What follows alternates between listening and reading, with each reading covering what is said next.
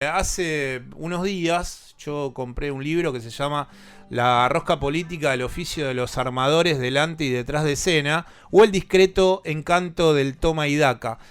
Este libro lo ha escrito Mariana Gené. Mariana Gené es doctora en Ciencias Sociales por la Universidad de Buenos Aires y además en Sociología Política por la Escuela de Altos Estudios de Ciencias Sociales de París.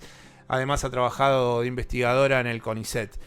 Yo lo compré el libro, lo empecé a leer porque, bueno, es cautivante desde la tapa. Está Emilio Monzó con un pocillito, con digamos, una taza, en donde dice la emblemática frase que quedará en la historia política de la República Argentina de Emilio Monzó diciendo reivindico la rosca. Y a partir de ahí se me ocurrió tratar de comunicarme con ella para comentar estas cosas que básicamente hablan sobre los derroteros que hemos tenido en el Ministerio del Interior, el Ministerio Político de la República Argentina. Mariana Gené está en comunicación con nosotros. ¿Qué tal, Mariana? Marcelo Aymar te saluda. ¿Cómo estás? Buen día. Hola Marcelo, buenos días. Bueno,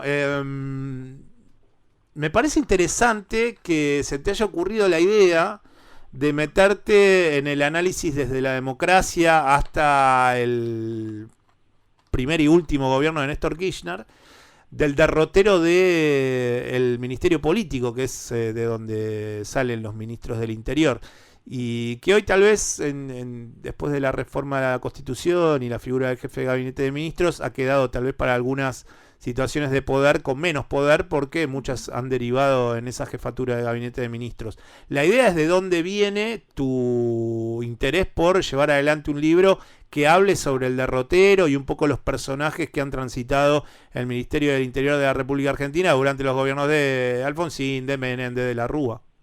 Total, en realidad cuando yo empecé, este libro es como una reescritura de mi tesis de doctorado, y cuando yo empecé a pensar mi tema de tesis, empecé mi investigación, en ese momento había un montón de bibliografía, muchos textos sobre los economistas en el Estado, sobre el poder de los técnicos, de los expertos, de los think tanks, sobre todo durante las reformas de los 90, pero parecía como la figura así de los superministros económicos omnipresentes. Y entonces empecé a pensar, bueno, esa expertise económica y el poder que tenía sobre las decisiones públicas era innegable. Entonces pensaba, bueno, ¿qué podíamos decir de la expertise política, digamos, ¿no? ¿Dónde podíamos ir a ver el oficio de políticos en el Ejecutivo, además en la figura del presidente, por supuesto?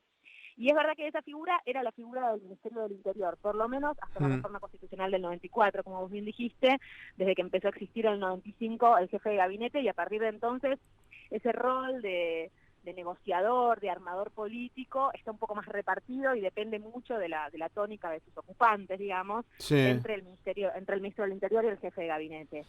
Sabés que, bueno, mientras estaba leyendo el libro, se me ocurrió tratar de buscar a un personaje que fue clave en el Ministerio del Interior de la República Argentina, que fue durante el gobierno de Carlos Menem en la totalidad de su segundo mandato, que es la figura de Carlos Corach, ¿no? El armador de también la reelección de Carlos Menem, fue constituyente, y hay un corte de audio de él en donde quisiera que lo escuches y después de eso hacerte una pregunta, porque creo que también define algo que me parece que quisiese ahondar con vos, que es un poco la figura política del armador. Escuchar a Carlos Corach y después en base a eso conversamos un poco. Buenísimo. Bueno, yo poco tiempo después uno hacía una encuesta casera, digamos, entre sus amistades, que nadie le había votado. Entonces, ¿cómo podía haber ganado si nadie lo votó? Usted hacía, lo que ocurre es que había un rechazo cultural a Menem y a lo que se denominó el menemismo, que en realidad nunca existió y, por supuesto, dejó de existir inmediatamente que Menem dejó el gobierno. El menemismo era lo que hoy es el kirchnerismo, es decir, el presidente, en la valoración política en el peronismo, el presidente peronista es siempre el jefe. Bueno, Mariana, ahí Carlos Vladimiro Corach, habla sobre la función política que tiene un ministro del Interior, y hace el paralelismo que yo no creo, que tiene que ver con que el menemismo es lo que fue en su momento o es todavía hoy el kirchnerismo. Me parece que ideológicamente, políticamente son veredas opuestas, por más que el peronismo es como el gran aglutinador de la cotidianidad política que le pasa a la República Argentina desde mediados del siglo pasado hasta hoy. Pero en esa diferenciación sí me quedo con su pensamiento, porque el pensamiento de Carlos Corach, en definitiva, no tiene que ver con esa disímil situación ideológica en el entendimiento entre el kirchnerismo y el menemismo, sino que él termina reivindicando la figura del jefe. Entonces lo que quería preguntarte es si un buen ministro del Interior debe correr o dejar de lado su ideología y saber que debe ser el primero que se encuadre en esa lógica de poder y tener en claro que debe buscar sí o sí un jefe para tener éxito en sus funciones políticas.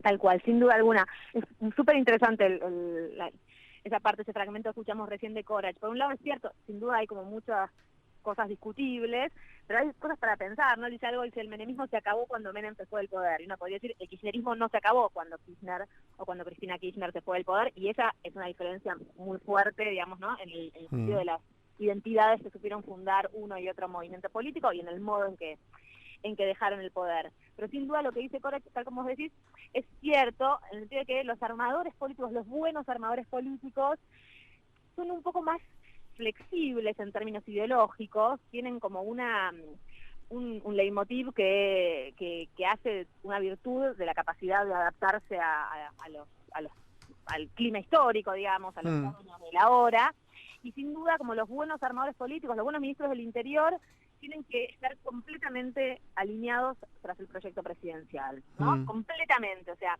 su poder depende de la confianza que les tiene el presidente. Por eso en el libro hay algunos contraejemplos, como fue, por ejemplo, el de Freddy Storani durante la alianza, digamos, que estaba ahí, pero que de la Rúa lo había puesto porque era un pedazo importante del Partido Radical, pero no era de su espacio y no era de su confianza, si bien habían tramado algunos acuerdos durante su oposición conjunta al Pacto de Olivos.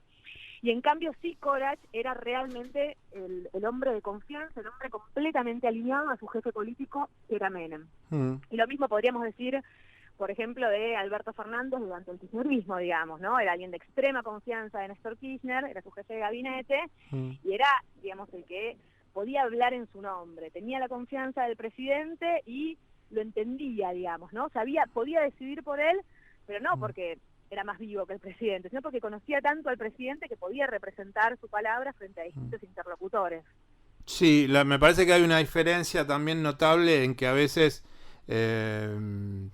eso te lleva a defender más en el caso del menemismo, con lo que son las políticas públicas que dejó, que con el kirchnerismo, por eso tal vez el haber vuelto y los resultados, pero en algún punto, en mayor o en menor medida, son políticos que su trabajo y su lógica de armador, y por eso me parece tan interesante el libro, y por eso te quería entrevistar, son como personas que terminan hasta dejando de lado ciertas definiciones que tienen que ver hasta con la verdad.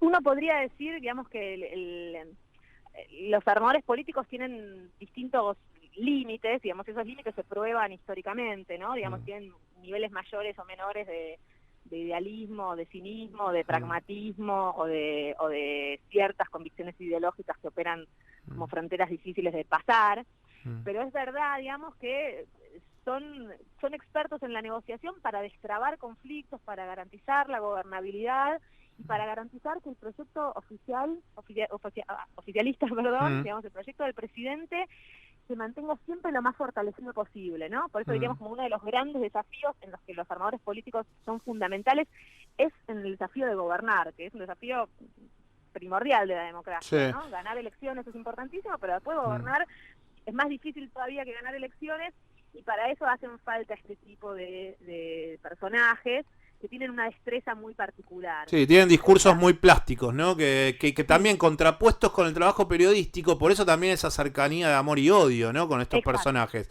porque en algún punto trabajan como espejo de los periodistas, porque si nosotros tenemos que tratar de cuidar un baluarte, que no sé si todos lo cuidan, pero yo creo que es muy importante, es saber que uno debe trabajar desde cierta honestidad intelectual en busca de esa verdad y tratar de estar lo más cerca posible de no mentir.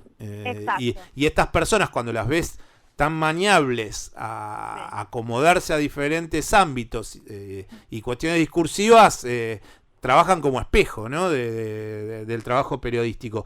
Es súper interesante. Sí, es súper interesante. Yo diría que son oficios distintos, ¿no? El oficio de periodista y el oficio de político. El oficio de periodista tiene un imperativo que, tal como vos decís, tiene que ver con la verdad, tiene que ver con la objetividad, con garantizar como haber cotejado fuentes, y ese tipo de cosas. El oficio de político, y sobre todo el oficio de este tipo de políticos, de los armadores políticos del Poder Ejecutivo, tiene que ver con conservar el poder.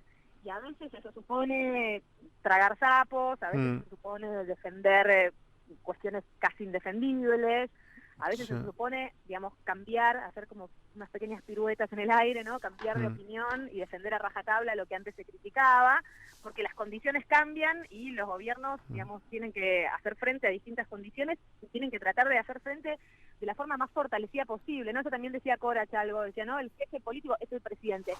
Es verdad que este es un país muy presidencialista, no solo para el peronismo, para el país en su conjunto, digamos.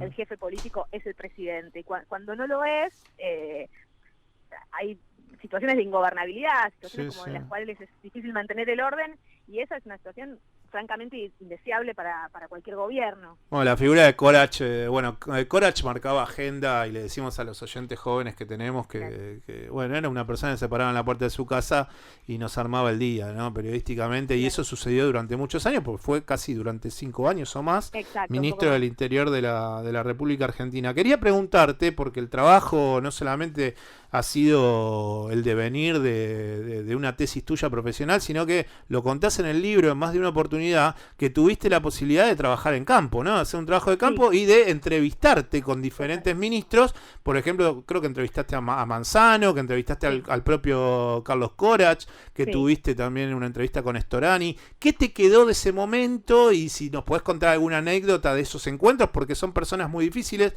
que también son complejas de buscar para la entrevista, como por ejemplo Carlos Vladimiro Corach. Sin duda. Por un lado, es verdad que entrevistar a los políticos para un trabajo académico es distinto que las entrevistas que buscan los periodistas. Entonces, a veces igual tienen mucha desconfianza o tienen mucha aprensión, pero a veces como se largan a hablar con un poco más de facilidad. Hablaste con el Coti Nosiglia, que también, bueno... Sí.